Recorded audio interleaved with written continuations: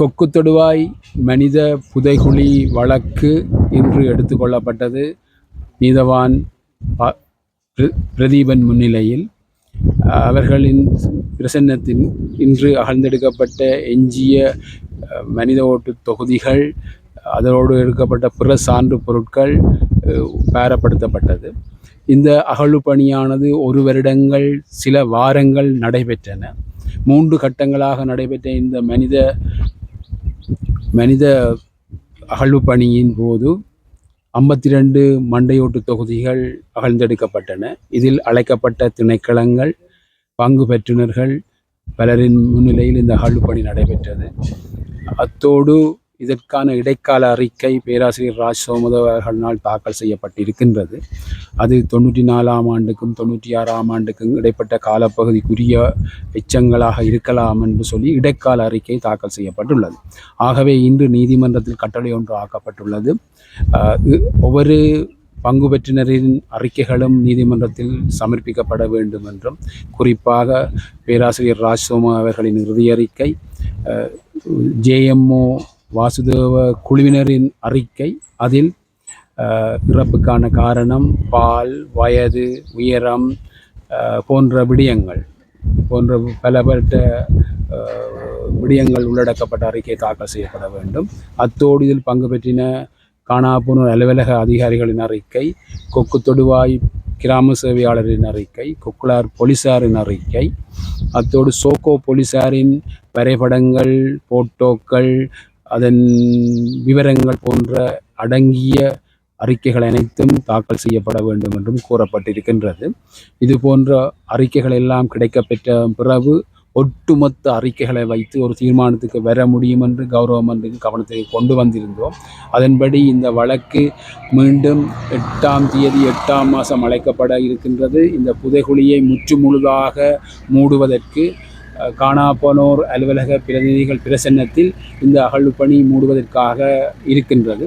அத்தோடு நாங்கள் நீதிமன்றத்திற்கு கவனத்துக்கு கொண்டு வந்தோம். இது சர்வதேச நியமனங்களுக்கு அமைவாக இந்த புதைகுழி மூடப்பட வேண்டும் என்று. அத்தோடு இதில் பங்கு பெற்றியவர்கள் என்ற அடிப்படையில் இது தமிழீழ விடுதலை புலிகளின் உறுப்பினர்களின் உடலங்களாக இருக்கலாம் என்று நம்பப்படுகின்றது. அதிலும் கூடுதலாக பெண் போராளிகளின் உடல்கள்தான் அகழ்ந்தெடுக்கப்பட்டன இந்த 52 மனித உடலங்களில். அத்தோடு அதிகமானவர்களின் உடல்களில் துப்பாக்கி சன்னங்கள் பாய்ந்திருப்பதை நாங்கள் காண்கின்றோம். அதோடு குழிகளுக்குள்ளும் துப்பாக்கி சன்னங்கள் பாய்ந்திருக்கின்றன. அதைவிட பிற பல பொருட்கள் அகழ்ந்தெடுக்கப்பட்டு நீதிமன்ற கட்டுக்காப்பலில் வைக்கப்பட்டிருக்கின்றது. அத்தோடு ஆடைகள் கிழிக்கப்பட்டு அகற்றப்பட்டிருந்ததை நாங்கள் காண்கிறோம். ஆகவே இங்கு ஒரு வன்முறை, துஷ்பிரயோகம், மனித உரிமை மீறல் நடந்தது என்று அப்பட்டமாக எங்களுக்கு தெரிகின்றது. இந்த அறிக்கைகள், ஒட்டுமொத்த அறிக்கைகள் வந்ததை பிற்பாடுதான் இது சம்பந்தமான உண்மை துலங்கும் என்று எதிர்பார்க்கின்றோம். காணாப்போனோர் சார்பில் தொடர்ந்து நாங்கள் இந்த வழக்குகளில் ஆஜராகி கொண்டிருப்போம். பாதிக்கப்பட்ட தரப்பு சார்பான சட்டத்தினை என்ற வகையில் இந்த அகழ்வு பணிகள் நேர்த்தியான முறையில் இடம்பெற்றிருக்கின்றது என நீங்கள் கருதுகிறீர்களா? நாங்கள் திரும்ப கூறி வந்தோம், சர்வதேச நியமங்களுக்கு அமைவாக நடைபெற வேண்டும் என்று. எங்கண்ட பங்கு பெற்றுதல்கள் இருந்தது. சர்வதேச நியமனங்கள் அதிகமாக பின்பற்றப்பட வேண்டும் என்று சொல்லப்பட்டது. ஆனால் தொழில்நுட்ப வசதிகள், சர்வதேச முறைகள் இலங்கையில் இதுவரை இல்லை என்றது நாங்கள் எடுத்துக்கொள்ளணும். உதாரணமாக பார்த்தோம்னு சொன்னால், இந்த காணா போன உறவினர்களின் DNA சேவண்ணினும் வைக்கப்படவில்லை. அவ்வாறான பிரச்சனைகள், அவ்வாறான பல குறைபாடுகள் இருக்கத்தான் செய்கின்றது. அதுகளை நிவர்த்தி செய்துதான் இந்த அறிக்கையை நாங்கள் பெற்றுக்கொள்ளணும் என்பதில் முனைப்பாக இருக்கின்றோம். இறுதி அறிக்கை பக்கச்சார்பின்றி பெறும் என்ற நம்பிக்கை உங்களுக்கு இருக்கின்றது? இது கௌரவ நீதிபதி அவர்களின் முன்னிலையில் இந்த நடவடிக்கைகள் நடைபெற்று கொண்டிருக்கின்றன. அதற்கான கோரிக்கைகளை முன்வைத்து கொண்டிருக்கின்றோம். அவர்களுடைய அறிக்கைகளை வைத்துக்கொண்டு அது சம்பந்தமான இறுதி முடிவு, தொழில்நுட்ப உதவிகள் சர்வதேச தரத்திலேயும் சர்வதேச நிபுணர்களின் பிரசன்னத்திலும் நிகழ வேண்டும். அவர்களிடம் அதனை காண்பிக்கப்பட வேண்டும் என்ற கோரிக்கைகள் இருந்து கொண்டிருக்கின்றன. அது சம்பந்தமாக விசாரணை செய்துதான் அது சம்பந்தமாக நாங்கள் கூற முடியும். அறிக்கைகளின் பிற்பாடு அது சர்வதேச அந்த அறிக்கைகளில் அவர்களுக்கான விவரங்களை தாக்கல் செய்வார்கள். அதை வைத்து கொண்டு தான் நாங்கள் சர்வதேச முறை நிபந்தனைகளுக்கு அமைவாக இந்த அறிக்கைகள் வந்ததா என்று பார்க்கக்கூடியதாக இருக்கும். அது அந்தந்த எக்ஸ்பர்ட் நிபுணத்துவம் வாய்ந்தவர்களும் அது சம்பந்தமாக கூற முடியும். இது ஒரு மருத்துவ ஒரு ஆர்கியாலஜி சம்பந்தப்பட்ட விடயங்கள் இணைந்திருப்பதனால் இது நாங்கள் பார்க்க வேண்டியது இருக்கின்றது. இந்த பிரதேசத்தில் மேலும் சில இடங்களில் இவ்வாறான சந்தேகத்துக்கிடமான புதைகுழிகள் இருப்பதாக நம்பப்படுகிறது. அவ்வாறான தகவல்கள் சிலவும் வெளியாகியுள்ளது. இது சம்பந்தமாக உங்களுக்கு நீங்கள் ஏதாவது வேண்டுகைகளை முன்வைக்க இருக்கிறீர்களா? இலங்கையில் உங்களுக்கு தெரியும், இறுதி யுத்தம் நடைபெற்ற பிற்பாடு உயிர்கள் காணாமல் போய் அளிக்கப்பட்டிருக்கின்றன. இதுவரை இலங்கையில் 56 சந்தேகத்துக்கிடமான மனித புதைகுழிகள் கண்டுபிடிக்கப்பட்டிருக்கின்றன. அதோடு கொக்குத்தொடுவாய் புதைகுழியோடு 21 மனித புதைகுழிகள் ஆழ்ந்தெடுக்கப்பட்டிருக்கின்றன. ஆகவே அவ்வாறான புதைகுழிகள் இல்லை என்று நாங்கள் சொல்ல வரவில்லை. அவ்வாறான விடயங்கள் வரும்போது இந்த அனுபவங்கள், கற்றுக்கொண்ட பாடங்கள், அனுபவங்களை வைத்துக்கொண்டு தொடர்ந்து அவ்வாறான முயற்சியில் ஈடுபடுவது நல்லது. இந்த புதைகுழி கிடங்குக்கு அருகில் தோண்டி பார்ப்பதற்கான வேண்டுகைகள் உங்களால் முன்வைக்கப்பட்டுள்ளது. நாங்கள் சர்வதேச நியமங்கள் அமைவாக செய்யப்பட வேண்டும். அது இறுதி ஸ்கேன் பரிசோதனை செய்யப்பட வேண்டும் என்று கோரியிருக்கிறோம். இந்த காபன் பரிசோதனைக்கு இந்த எலும்புகளை அனுப்ப வேண்டும் என்ற கோரிக்கையை நீங்கள் முன்வைக்க இருக்கிறீங்க. இதுவரை நாங்கள் அவ்வாறு முன்வைக்கவில்லை. காபன் பரிசோதனை என்பது ஒரு குறிப்பிட்ட ஆண்டை குறித்து நிற்பதில்லை. அது ஒரு ரேஞ்ச் என்று சொல்லுவோம். அதாவது இத்தனையாம் ஆண்டிலிருந்து இத்தனையாம் ஆண்டுன்னு சொல்லி 10, 20, 30 வருடங்களைத்தான் சொல்லியிருக்கும். எங்களுக்கு அது பிரச்சனை இல்லை. எங்களுக்கு காணா போன உறவுகள் 2009ஆம் ஆண்டு கையளிக்கப்பட்டவர்கள் தான் இதுக்கு இருக்கலாம் என்று சொல்லி சத்திய கடதாசியை அணைத்திருக்கின்றார்கள்.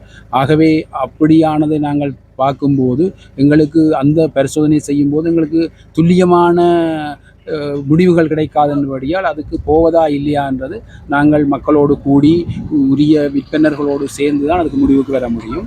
நாங்கள் அது சம்பந்தமாக வரும் நாட்களில் அந்த நீதிமன்றங்களில் நாங்கள் அதுக்கான அறிக்கையில் சமர்ப்பிக்கிறோம். இந்த பகுதி முற்றுமுழுதாக 96லேருந்து 84லேருந்து 2011 வரைக்கும் இராணுவ கட்டுப்பாட்டு பிரதேசமாக இருந்த வகையில் புதைகுழிக்கு மிக அண்மையில் ஒரு இராணுவ முகாம் இருந்த வகையில் நீங்கள் நீதிமன்றத்தில் விசேடமாக இராணுவத்தை இந்த இதில் படுகொலை செய்யப்பட்டார்கள் இல்லை இதில் புதைக்கப்பட்டார்கள் சம்பந்தமாக விசாரிக்க வேணும் என்ற அவையில் தேர்ந்து மறைக்க ஓரணும் ஏதாவது கோரிக்கை ஒன்று இருக்குங்க? இது ஒரு நல்ல ஒரு கேள்வி. இதுவரை நாங்கள் அவ்வாறான அறிக்கை ஒன்றும் கோரவில்லை. ஆனால் இறுதி அறிக்கை வந்த பிற்பாடு இதோடு இந்த விடயங்களை தெரிந்தவர்கள் என்ற வரையில் அவர்கள் தான் உண்மையை கண்டறியணும், உண்மையை சொல்ல வேண்டும் என்ற தேவைப்பாடு இருக்குது. நாங்கள் எதிர்வரும் நடவு காலங்களில் இறுதி அறிக்கையின் பிற்பாடு இவ்வாறான கோரிக்கையை முன்வைக்கலாம். DNA பரிசோதனை செய்யலாம். ஆனால் 3ஆம் கட்ட அகழின் போது தான் 10 எடுக்கப்பட்டது. 1ஆம் கட்டம் 2ஆம் கட்ட அகழின் போது எடுக்கப்படவில்லை. அந்த 1ஆம் கட்டம் 2ஆம் கட்ட அகழ்வில் எடுத்த எலும்பு கூடலுக்கு என்ன ரீதியான முடிவுகள்? அதில் 1ஆம் 2ஆம் கட்டத்தில் அகழ்வின் போது 40 எலும்புக்கூடுகள் எடுக்கப்பட்டன. அவற்றில் 35 யாழ்ப்பாண பல்கலைக்கழகத்தில் இதுக்காக ஒதுக்கப்பட்ட பிரிவில் வைக்கப்பட்டிருக்க பாதுகாப்பாக, மீதி 5 JMO வாசுதேவர்கள் கட்டுக்காவலில் காணப்படுகின்றது.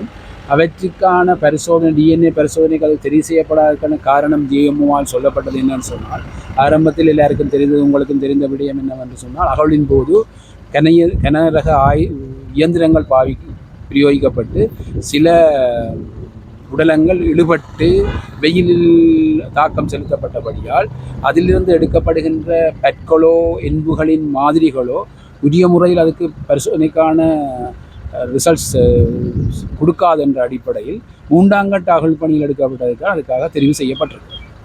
மனித புதைகுழி ஒன்று அகழ்வு செய்யப்படும் போது கனரக இயந்திரங்கள் பாவிக்கக்கூடாது என்ற நியதியின் அடிப்படையில் அப்போ நீங்கள் முதல் கட்டமே கனரக இயந்திரங்களை பாவித்து அகழ்வு செய்தது பிழையாக கருதுகிறீர்களா இல்லையா?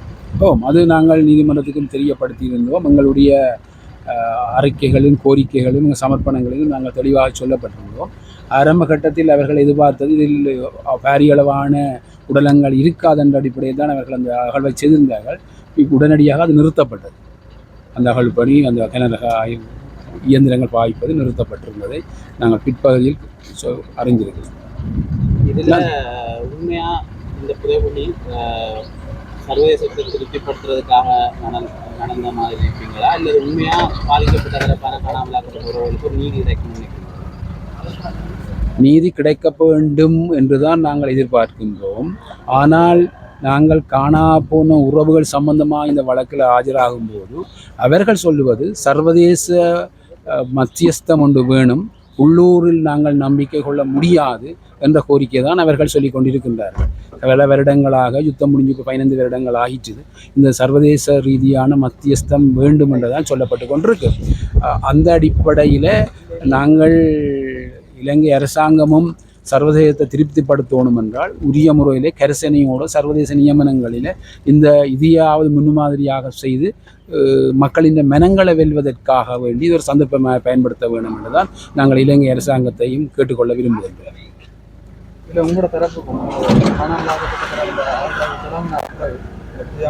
மேற்கொள்ள தொடங்கின அப்புறம் உங்களோட தரப்புக்கு காணாமல் ஆக்கப்பட்ட உறவுகளுக்கும் உங்களுக்கும் ஏதாவது அழுத்தங்கள், ஏதாவது தரப்பிலிருந்து அழுத்தங்கள், அச்சுறுத்தல் இல்லாமல் பிரயோகிக்கப்பட்டதா?